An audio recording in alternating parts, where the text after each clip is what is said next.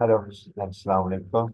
So today we have to talk about uh, general introduction to soil microbiology. In our previous classes, we have studied about what is soil and what is soil microbiology, and in soil, which type of microorganisms are present, what they are doing. Are these all microorganisms are important for living organisms or not? We have detailed in class. And today we have to talk microplant interactions. We know it very well that microorganisms are present in soil and plant. These are also present in soil. So soil surface where microbe and plant roots are present, they have some interactions because some things are provided by plants to the microorganisms and something microorganisms are providing to the plant. So the interaction where it takes place, that scenario, that phenomenon at a specific environment is called rhizosphere effect. Soil surface where microorganisms and plant roots are present, that is called rhizosphere. And affect microorganisms, what are doing there for the plants, and plant are doing what to the microorganisms, that is called. So microbial populations which are present in soil, they have infection with plants.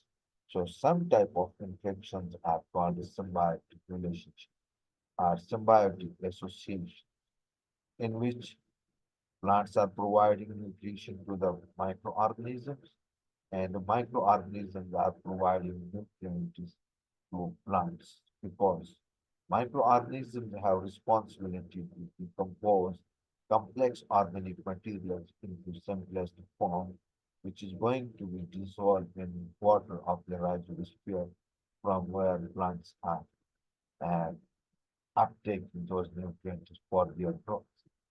Secondly, mycorrhizal effect. We know very well that mycorrhiza, which are soil fungi, have a close and strong association with plant roots. Plant roots are providing space, residual space for fungi, mycorrhizal fungi, and the mycorrhiza these are providing nutrients and water to the plants. So these both are supporting to each other. Thirdly, if you will see, the microorganisms are present in soil which are producing hormones, and these hormones are responsible for the enhancement of plant growth, which are called PGPR, plant growth promoting hormones.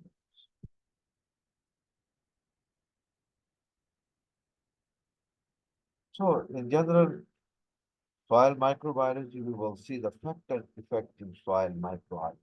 Microorganisms are present in soil. So, soil have to face a variety of the conditions.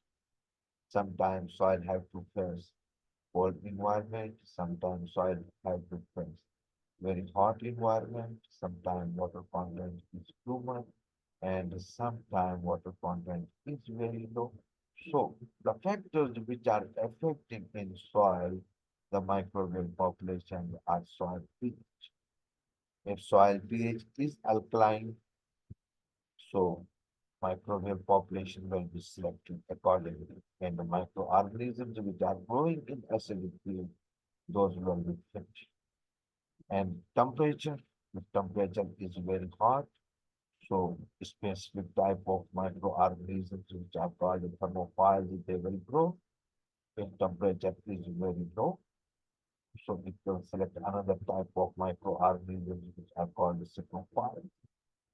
If moisture content in soil is very high, so unique type of microbial population will be established over there. If moisture content is very low, it again will limit the microbial population because water is very important.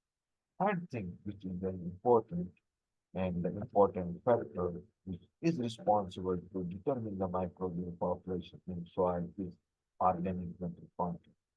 If organic matter content is very high and good in soil, microbial population will be huge and bigger microbial population and bigger microbial population will be a function and the result of those functions these will create and increase soil fertility and third aeration if aeration is good in soil microbial population will. So these are the factors which are responsible to determine the microbial populations of the soil.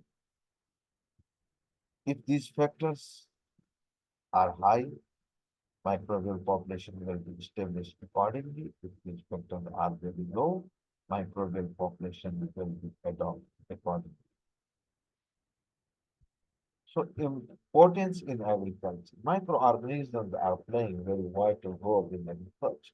You have to remember this because microbial population is the only creature which is responsible to balance the ecosystem on soil surface. So microorganisms are responsible for biofertilizer. These are used as biofertilizer because microbial populations are only creatures which are converting complex organic material into elemental form, into nutrient form, which are very useful, which are used for agriculture products, plant roots, and crops. Secondly, microorganisms are used as biocontrol to kill the pathogenic microorganisms, pathogenic fungi, and other things. Microorganisms are used for composting to convert organic fertilizer from complex organic material. Sustainable farming practices. So, use of microorganisms is responsible for the sustainable practice. We are using chemicals instead of the microbial population, which is attempting into the food chain and causing negative impacts in human, animal, and plant life. So microorganisms also have very importance in environment. Number one, microorganisms are working in environment as bioremediation of pollutants. Which type of pollutant is coming on global surface and at the surface that must have to go on in soil and in soil that have to face the microbial population and the microbial populations producing variety of enzymes to convert the pollutant into non-toxic form, into elemental form. Sometimes it takes too much time, but sometimes rapidly it is converted into non-toxic. Second, carbon sequestration. How microorganisms are helping in carbon sequestration. You will see that complex organic material is converted into elemental form, carbon, nitrogen, hydrogen, etc. These are going into the soil and environment where plants are grown, and the plants are absorbing these nutrients from soil in form with water. And same time, these are taking the process of photosynthesis. So these are converting elements from soil and from environment and producing organic material, biomass. Whatsoever waste is produced on global surface is going into the soil, and the microbial populations are responsible to convert this waste material into elemental form. Whenever this process is going in environment on global surface in a balanced form, so it reduces the climate change. It stops the climate change. So today, the environmental or climate change are, absorbing our phenomena over here. So it is a disbalance in this process. Second, how we can study the microorganisms from soil? We can study soil microorganisms with molecular technique, PCR, and DNA sequence. We can study metagenomics to whatsoever microbial population is over there we were studying this. So we will discuss this thing in this chat. Secondly, we can study the soil enzyme analysis.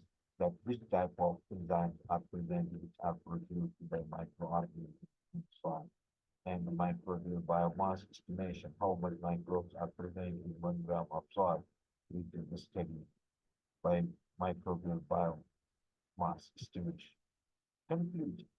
If you will study from general introduction to soil microbiology, said soil microorganisms are very important for the ecosystem function. If microbial populations are functioning very well, it means it is an evidence of the ecosystem is functioning very well.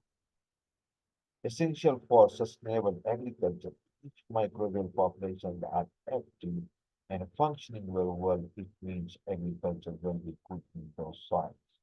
If microbial populations are not over there, so it is not that is considered a bad agriculture soil. Microorganisms are playing a key role in nutrient cycling and environmental balance. So microorganisms are only creature on planet Earth which are responsible to convert every complex and dead material into its elemental form, which is used by plants to synthesize another organic material. So up to this, we are going to stop and other things we will study in the next. Thank you.